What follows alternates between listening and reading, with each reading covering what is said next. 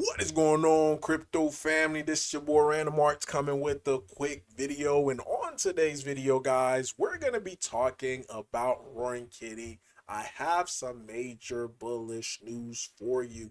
And I think this right here could be what takes us to the next level, especially if history repeats itself like it did for other tokens who followed, which we followed in their footsteps. So before I dive too deeply into this video, do me a huge favor, smash that like button, hit that subscribe button. It does not cost you a thing. Just click that subscribe button. Definitely love to hear you guys' thoughts about today's video. And especially if you do all of that too, it is going to be able to spread the message about Roaring Kitty to more viewers, more audience, and that way more people could be able to learn and get into Roaring Kitty. But yeah, let's first start off with Shiba Inu because I think this comes from the concept of what Shiba Inu did before in the past, and that is centered around liquidity pools, guys. Like the reason why we seen this massive run-ups on Shiba Inu was because of their liquidity pool. So one thing that you have to know about Shiba Inu is 100% of the supply of Shiba Inu was out into the open market, right? So in order for these exchanges to list Shiba Inu on their platform, they had to go where the biggest liquidity was at, which was on Uniswap. So they had to buy it, causing the price to go up, and then they added onto their exchange. So that is part of the reason. That's not 100% the reason, but that was part of the reason we've seen this massive run up. But as you could see here, after you get so many different listings, they had to pretty much repeat the same thing over and over and over again, to the point where it just made Shiba Inu just skyrocket all the way to the moon. Now, fast forwarded to Turbo, which is a CTO similar to Shiba Inu, same thing with SPX 6900. They took the concept of actually creating their separate liquidity pool onto another chain. They went onto Solana, making their token bridgeable onto Solana. And the way that you have to look at a bridgeable token is that it just have a separate liquidity onto another chain. Like that's the simplest way you could picture it. There's another liquidity pool on another chain. That's all. You know. And that's exactly what they did. There's no new Turbo token was minted. There's it does not affect the supply. Also think about that, when it comes to a bridgeable token. It does not affect the supply. But what they had to do is go onto the open market. Just pretend this is Turbo. They're going onto the open market because, again, with them, all of their tokens is out on the open supply. Nobody owns any free token. So in order for them to get these tokens to create the liquidity pool, because with the liquidity pool, you have to have your token and you have to have it paired with another token. So in order for them to make it pair with Solana, they had to buy their token onto the open market. And that's exactly what they did. But as you buy on the open market, it forces the price of your token to start going up, guys. That's the beauty about it. It makes the price of your token going up. And now, once you put liquidity onto that other chain, now people could buy from that other chain, and now your ecosystem could grow a little bit bigger, because there's some people who would not buy anything on Ethereum.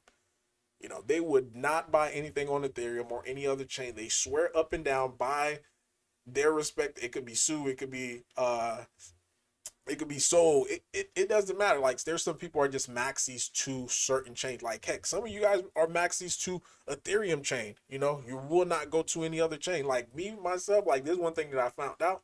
I went to the BNB chain, didn't like it, so I would never go back to the BNB chain. I don't care how good the token is, due to the fact that I just had that bad taste in my mouth from BNB. So some people have the same bad taste in their mouth on Ethereum, and this is why they're staying where they're at in Solana. But being a bridgeable token, like I mentioned, that's some of the benefits that it brings. So they buy it, and they bought it right around this area, guys. Not after they had this run up. They bought it before this run up because it started gradually increasing their price, getting more community members. It helps with more raid, and boom, you get this massive run up. Same thing with SPX 6900. They didn't do their Solana liquidity pool. They did it like last year before they had this massive run up, guys. Before this massive run up, SPX 6900 created a liquidity pool for it to be bridgeable onto Solana. And guess what they had to do? Because they're a CTO as well, all of their tokens are in the open market.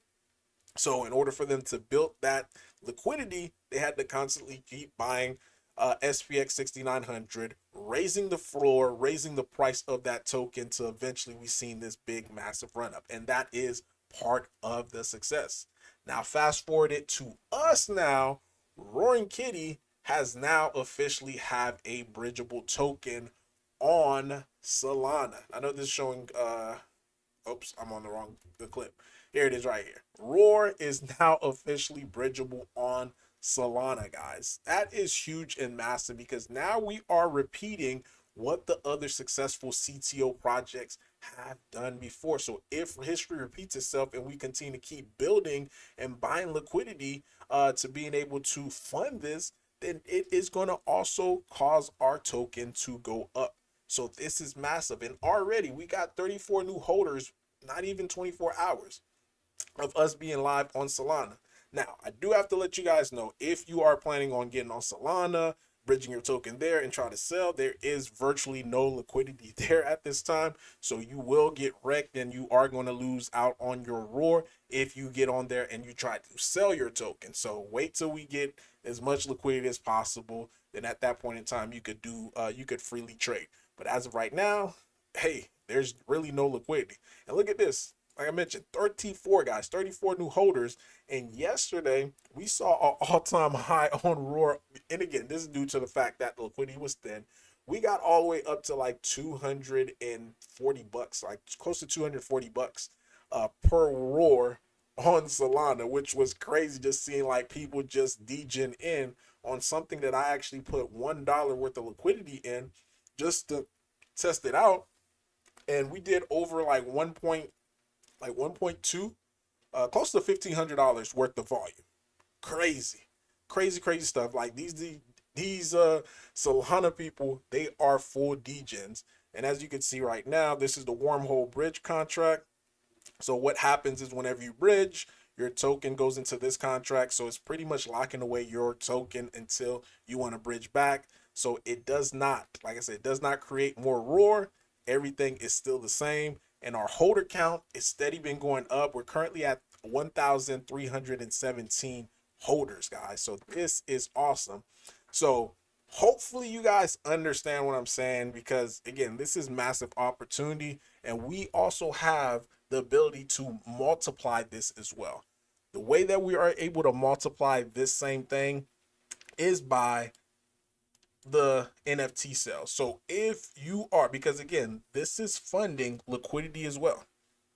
So once we mint this NFT out, all we're doing with the funds from the NFT is going out to the open market, buying more roar, buying more bone, because this the NFTs, they're 100% of it is going towards ShibaInu liquidity. So that is doing the same thing. So we have the opportunity to do this on the ShibaInu side as well as on the Solana side, guys, building up liquidities. Now, if you want to help towards the Solana I was gonna say NFT, if you want to help with the Solana liquidity, you could donate as well. Like come to the Telegram and be able to provide you guys with that with the soul address, because we're collecting soul as well as roar, you know. But hopefully this makes sense to you guys. Hopefully you guys are excited as I am, because like I said, this is massive news. We're growing, and plus this is going to be able to take some of the volume that the other Roaring Kitty on Solana has been doing, has been taken away from us. So this is just going to strengthen our position overall. Again, if you're not a Solana fan or ShibaInu fan, you don't have to do anything with your Roaring Kitty other than your raids, your shield. That's the only thing you have to do. You know, you don't have to move your tokens or do anything like that. So leave a like, leave a comment. Random Arts guy signing off. Peace!